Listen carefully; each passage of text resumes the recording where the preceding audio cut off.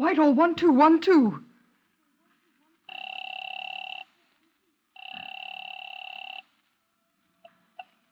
This is Scotland Yard.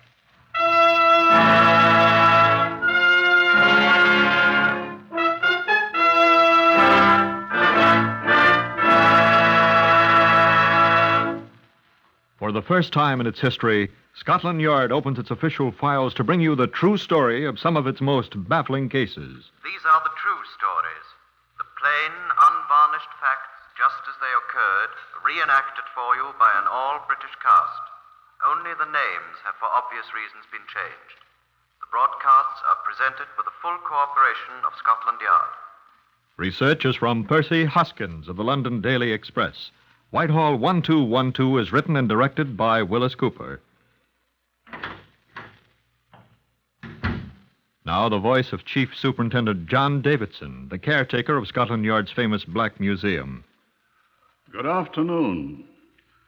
I have here from our file number 198920 a rusted lock complete with handle. Once it was brightly nickel-plated and both handsome and utilitarian. Now its beauty has been completely destroyed by the effects of a very hot fire, and its usefulness is ended by the fact that it is locked. Some of its parts have been fused by the heat which it endured. It's part of the right-hand door of a motor car, the door next to the driver's seat. It was locked before the fire. I should like you to meet Chief Inspector Albert G. Clark, who is known, as all clerks are, as Nobby. The 5th of November, 1605, was the day set by a certain Guy Fawkes to touch off a number of barrels of gunpowder he had secreted in the vaults under the Houses of Parliament, thereby blowing the members of the august body, complete with King James I, through the roof. Unfortunately for Mr. Fawkes, and happily for the monarch, a Lord Monteagle learned about the enterprise and flung Master Fawkes into a dungeon, from which he emerged only to be hanged.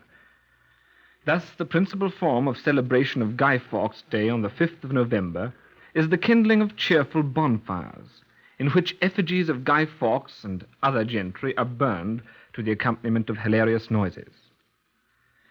Quite late in the evening of the 5th of November, 1930, quite another type of bonfire made history near Hardingstone, which village is quite near Northampton. This is the way they related the story. My name is Spiller, John Thomas Spiller. My friend here is Victor Charles Aspinwall. It wasn't truly the 5th of November. It was about 2 o'clock in the morning of the 6th. But it was still close enough to be practically Guy Fawkes' Day. Be still, John Thomas. We were walking home from a Guy Fawkes dance in Northampton. Hardingstone is only a step from Northampton. You walk along the main London road from Northampton till you come to the turn-off to the left on Hardingstone Lane. Only about 2 miles. 2 miles. First, as we started to turn off to Hardingstone down the lane, a motor car passed us. Going towards London? Very fast, blinding us quite. Aye. And when it got past us, we saw a man. The moon was quite bright. So we could see his face quite well. He hadn't any hat. He climbed out of the ditch onto the metal road. And he looked as if he were mixed up. Wasn't sure what he was doing, like. And we gaped at him. Didn't know what to say either. And it was just at that precise second I saw the blaze round the bend. Down Hardingstone Lane, where there shouldn't be any blaze. And I said to John Thomas here... What's the blaze, you said? And the man from the ditch... The man without a hat? He said, it looks as if someone's having a bonfire. A late bonfire, he said. Yes, that's right. And we turned to look in the direction of the blaze. Down the lane toward Hardingstone. And when we turned back to look at the man... He was running away. Hurrying away. That's right, hurrying away. He didn't say a word. He started toward London, and then he stopped and looked around. The moon was so bright. And then he turned toward Northampton, and he started to hurry that way. We'd have done something, but he was hurrying down the road. Anyway, we didn't care who he was. And there was the bonfire. We just thought it was a bonfire, Victor. Yes. And so we went on down the lane to see who made the fire. And the fire seemed to be getting bigger, so we hurried. And suddenly, there it was. Right there in front of us. Blazing like blazes. the flames were 15 feet high. But we could see what it was. It was a motor car. And there was somebody in it. In the driver's seat. And he was on fire, too. He was dead.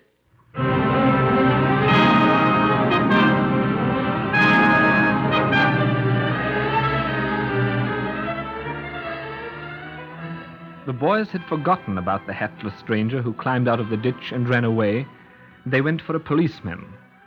Quite a number of men arrived. The fire was clearly visible in the village, of course, and presently it was put out and only sizzled. The unfortunate occupant of the driver's seat was carried away in several sacks and put away to cool in the cellar of the local hospital.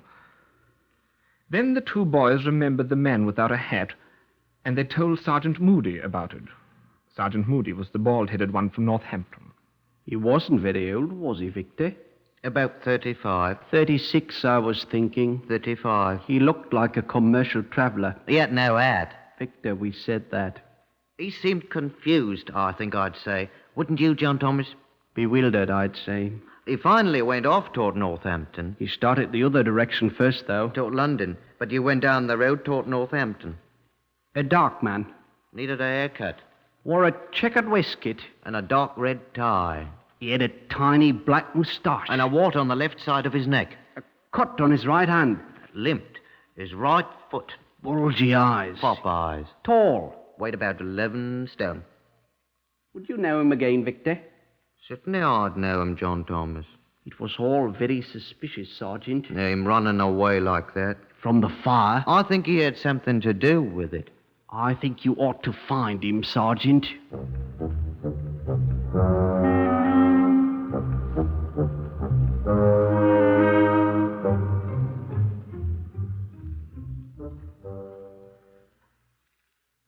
Sergeant Moody and the rest of the Northampton police made quite a point of trying to find the hatless stranger that day, but he wasn't to be found. By mid-morning, both the burned car and the burned victim had cooled off enough for a closer examination. There wasn't enough left of the man, they had decided it was a man, to tell anything about him. The car proved to have been a Morris Minor saloon, and the registration plate, though badly burned, was still legible. Sergeant Moody. I put in a trunk call to County Hall, Westminster, in London, to check the name to which that number was issued. We'll have it for you in half a second, Sergeant. That was MU 1468, wasn't it? MU 1468, yes. That's a London registration, according to the book. Quite. We'll have it for you in... here it is now. The name is Paget. Donald Patrick Paget. Address, Buxted Road, Finchley. The car is a Morris Minor saloon. Was, you mean? Donald Patrick Paget, Buxted Road, Finchley. Thank you very much. I then consulted the London Metropolitan Telephone Directory in the Northampton station to discover whether a telephone number was listed for the name Paget in Buxted Road, Finchley. It was. I spoke to a woman who identified herself as Mrs. Pamela Paget, wife of the owner of the car. I broke the news to her as gently as possible, and she announced her intention of proceeding to Northampton. She arrived the same day, the 6th of September. I came as quickly as I could, Sergeant. Where is he? The remains are in the hospital mortuary, Mum. I suppose I couldn't see him. Well, I'm afraid I must advise strongly against it, Mrs. Paget. I'm afraid he'll be a trifle difficult to identify. I'm not easily shocked, Sergeant. Well, yes, Mum, but perhaps it would be better to wait until you've rested. I could have a nice cup of tea sent in for you. No, thank you, Sergeant. Good hot tea. Thank you. Perhaps you could tell me how this thing happened. Well, we don't know a great deal about it ourselves as yet. It happened only this morning, and we've only completed our preliminary examinations. We thought perhaps you might shed some light on the matter. I'm sure I can't. You and the late Mr. Paget were on good terms, of course. We were. Of course. What was Mr. Paget's occupation? He was a commercial traveler. Commercial traveler. I must notify the people he represents. And the insurance companies? Yes. Yes. I suppose Mr. Paget was alone when this happened? Well, there was nobody else in the car when, at the time of the fire, Mum, but there was a curious circumstance I meant to ask you about at once. Yes. The two young men who discovered the fire report that there was another person. A man or a woman? Oh, a man. What would a woman be doing there? Oh, A man. He was proceeding along a ditch beside the road. There were, of course, not certain that this man had any connection with the case, of course. But, what did this man look like? Did he give his name? oh, no, there was practically no conversation with him, and he hurried away. He's not been seen since. Do you have his description? Yes, I have the description given by the young men who saw him. It was quite a bright moonlight night, as you remember. If indeed the moon does shine in London. The description, please. Age about 35 or 6. He wore no hat. That could be anyone. A dark man, weighing about 11 stone, wearing a checkered waistcoat. Huh? My husband was wearing a checkered waistcoat. A dark red tie. And he wore a dark red tie. I'd best call these young men to see if they can remember any more details about this. Go on with the description, please. Oh, yes. The man had a small black moustache, a wart on the left side of his neck, a cut on his right hand, No. had bulgy eyes. Pop eyes, the young man said, and dark curly hair. And he limped, his right foot. He limped. His left foot, Sergeant. Huh? He limped with his left foot. He was wounded in the war in 1916. He limped with his left foot. Do you mean to say you recognize this man, Mrs. Paget? Of course I do. Who? He's the man you thought was burned to death in the motor car. Who? My husband, Donald Paget. But Mrs. Paget! So Don's added murder to his other sins at last, has he?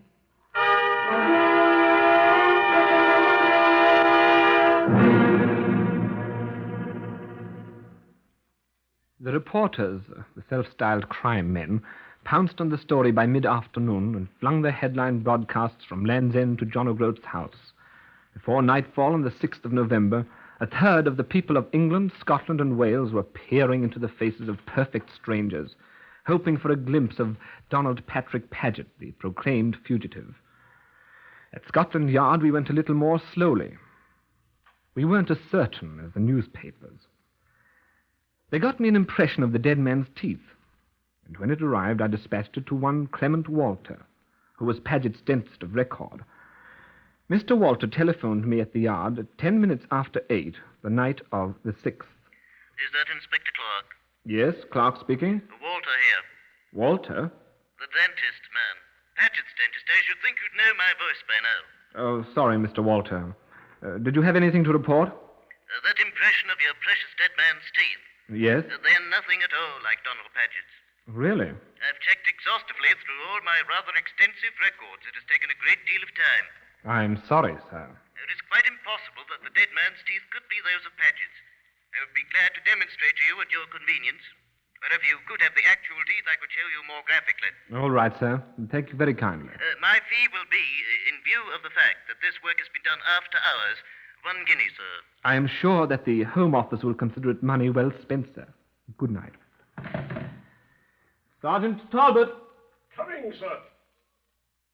I was just about to come in, sir. Do so, by all means. Yes, sir. I've checked 4 persons so far, sir. Well? I asked each one to give me his own description of Paget, sir. And they're all his close acquaintances. And? Well, they all agree in detail with that given by the 2 young men at Hardingstone. The hatless man climbing out of the ditch. Each one of them said independently that Paget was one of those odd chaps who's never been known to wear a hat winter or summer.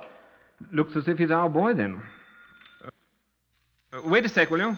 Yes, sir. Inspector Clark, here. Mrs. Pamela Paget here to see you, sir. Oh? Well, ask her to come in. Shall I ask the other lady to come in too, sir? Eh? Who's she? Miss Ellen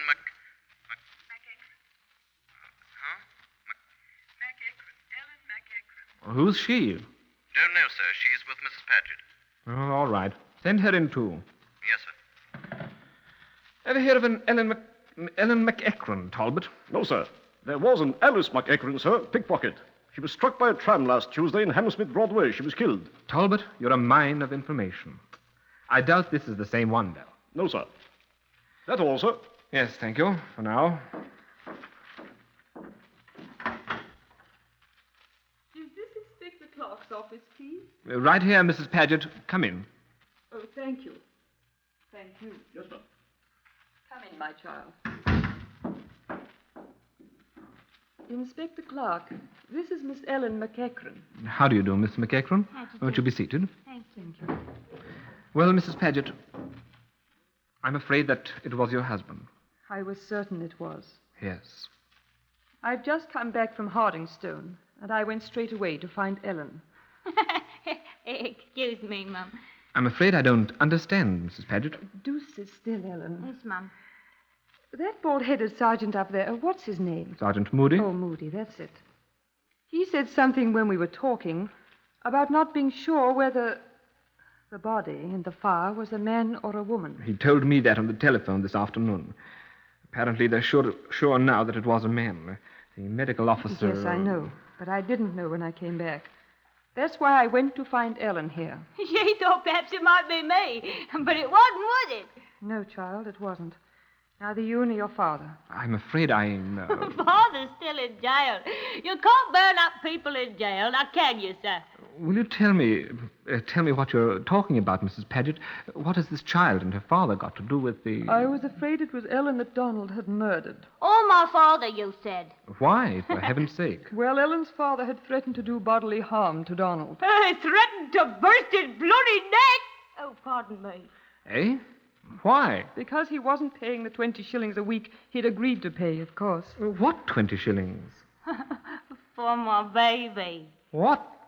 The father of Ellen's 3-year-old child is Donald Paget, Inspector Clark.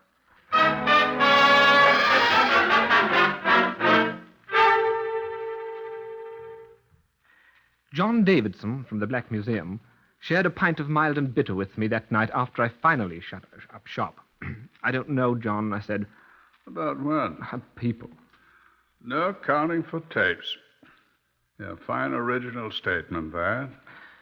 True, though. You were speaking about the wife. Yes. Married to this fellow. He goes out and contracts bigamous marriage. To a girl who's an obvious idiot, you said. Well, not very clever. Maidservant, you said. What we used to call a slavey. Fortunately, that class is disappearing. Doesn't help the ones that are left, John. The Paget class never dies out. I shall do my best to assure this one's dying out. We were talking about his wife. Yes. She apparently doesn't have any resentment toward this young, what's her name, Ellen? Ellen. Why should she? It wasn't Ellen's fault that she has the mentality of a manglewoozle. Any resentment she harbors is towards her husband. The missing Donald Paget, Esquire, who lit one too many bonfires on Guy Fawkes Day. For which, God willing, he'll hang. Do you have any ideas regarding the unfortunate man in the car? None. Well, I know nothing about it, Nobby. But knowing nothing about it, I may have an idea. What? The lawful wife may have an idea, too. Mrs. Paget? Aye. Explain, please, John. If a man commits, what shall we call it, an indiscretion like this, marrying bigamously and fathering a child... The law of the land calls it a felony. For the purpose of my argument, let's disregard the legality of the thing, Nobby. Now, we have here the situation of a husband committing a grave offense against his wife. And the law. Disregard the law. Empirically, I mean. He commits this heinous crime. The wife, practicing true Christian forbearance and charity, forgives the man, or at least declines to prosecute him. Well? Now, bear with me. Given that set of circumstances, would not such a man be inclined to repeat the offense? Well, Having convinced himself that he'll be allowed, as our American cousins say, allowed to get away with it again. it could be, John. Assuring himself that he need only to satisfy his wife's goodness of soul, her love for him, which she has demonstrated, and the payment to the unfortunate young woman of a sum of money proposed by the courts. Well, I don't see where your argument is going, John, but... it's not a bad argument, Nobby. And it follows out the one advanced by Mrs. Paget. Assume that the wrong girl's father threatens unpleasantness to Brother Paget. Oh, you're saying that the dead man may be the father of still another victimized girl. Well, doesn't it sound reasonable? Well, Mrs. Paget was convinced it was reasonable in the case of young Ellen, is it? She's forgiven a lot, but she boggles at the thought of murder. So, for that matter, do I. What do you think? Well, I think if I were doing it, I'd look about and see if the temporarily missing Mr. Paget has made any other excursions into the extramarital. And then I'd discover whether the father of the bride is enjoying good health or has recently been the victim of an all-consuming fire. And then I should order another half pint for poor old John Davison, who is now extremely thirsty.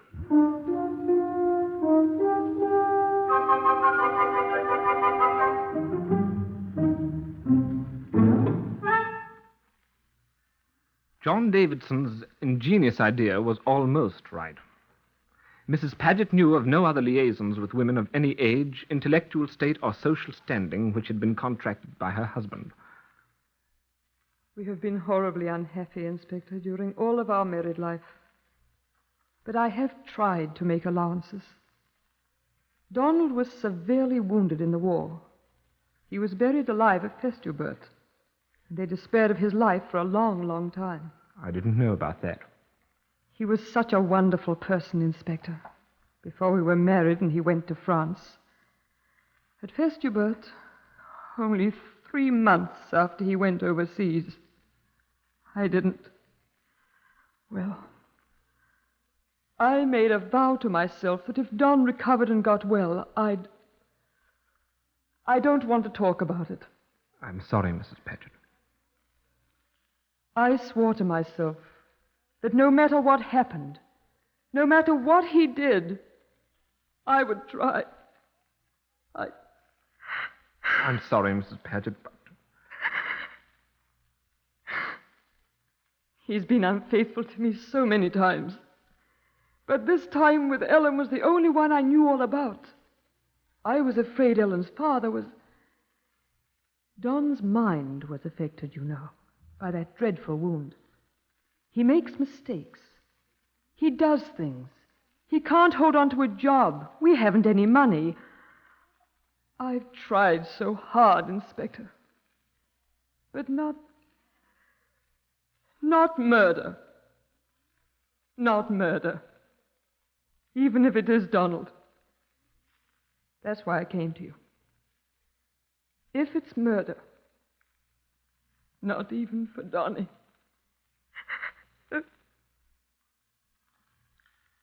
I went away from there back to my office. It was the morning of the 7th of November, less than 32 hours since the young men had found the blazing car. There was a telegraph form in its envelope on my desk.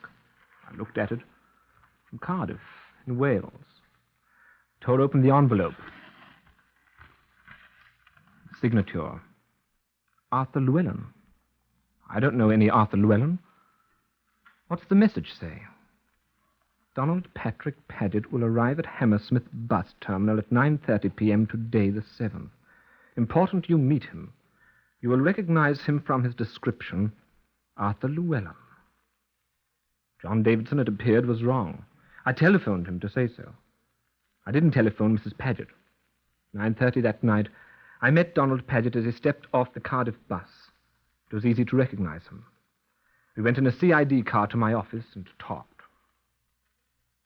I'd given up, Inspector, anyhow.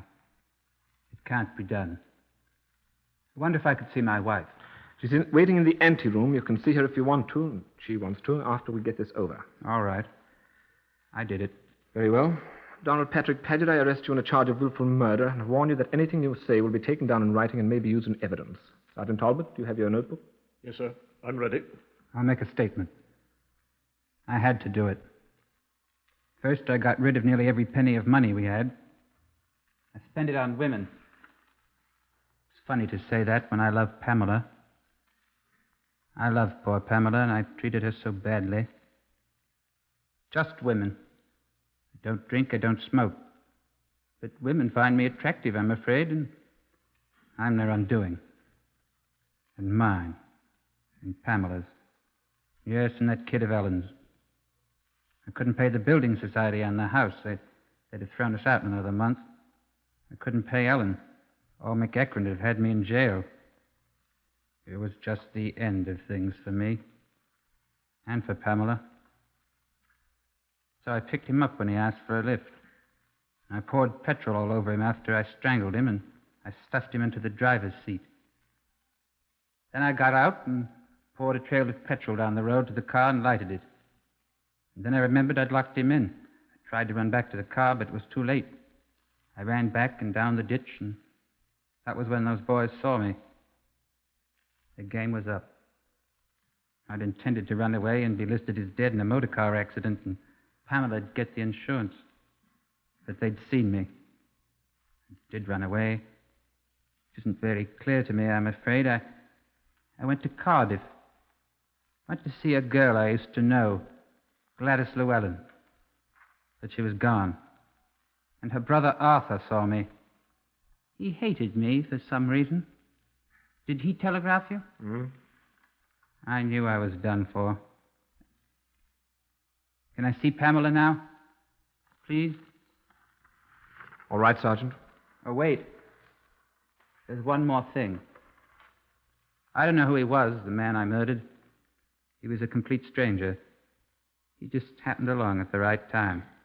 I don't know his name. I'm sorry about him. But I'm sorry about so many things. Now may I see Pamela? All right, Sergeant.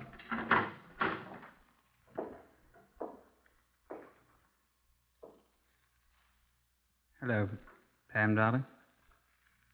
Hello, Donnie. Oh, Pamela.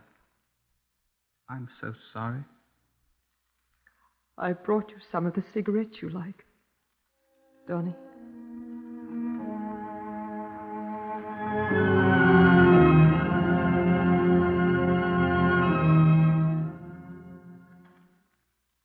The identity of the dead man was never learned.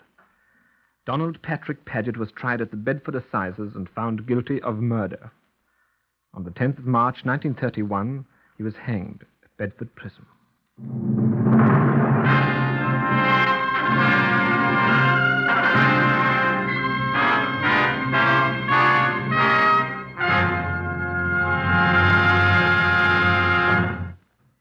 Appeared today on Whitehall 1212 in the order of their appearance, Harvey Hayes, Gerard Burke, Gordon Stern, Lester Fletcher, Basil Langton, Francois Grimard, Beulah Garrick, Patricia Courtley, and Victor Chapin. Whitehall 1212 is written and directed by Wyllis Cooper.